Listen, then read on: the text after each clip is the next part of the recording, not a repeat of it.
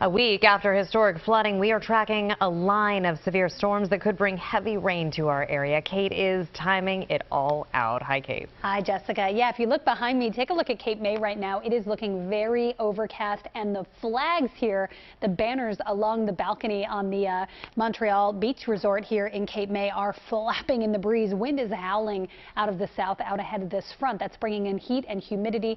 Also, again, those very strong gusty winds. You can see that south wind coming in off the water. Not quite as pronounced further inland, but very windy down the shore right now. It's 78 degrees. Some sun breaking through there in Atlantic City. 83 and mostly cloudy in the city. 80 still in Lancaster, Reading, and Allentown. So it is warm enough and it is humid enough that the atmosphere is pretty well destabilized as these storms move in.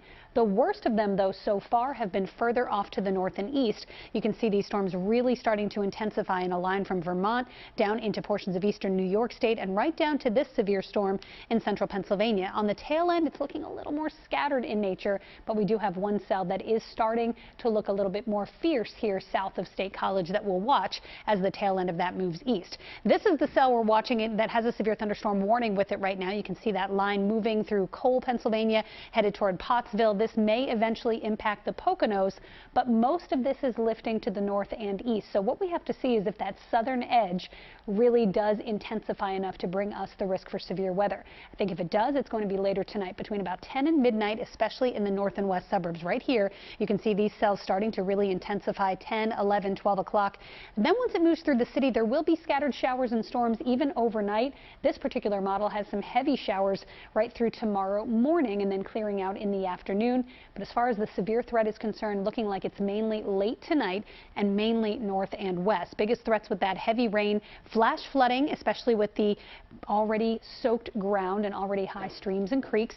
Strong winds and an isolated tornado cannot be ruled out. Now, we're not going to see a ton of rain here, probably a ½ inch to an inch, but in some spots an inch plus in a short period of time with a thunderstorm could cause the risk for flash flooding because the ground just can't support it. There's also that isolated tornado risk, mainly near and west of I-95, anytime between 9 p.m. and 2 a.m., although I think it's likely more like 10 to midnight is the threat zone.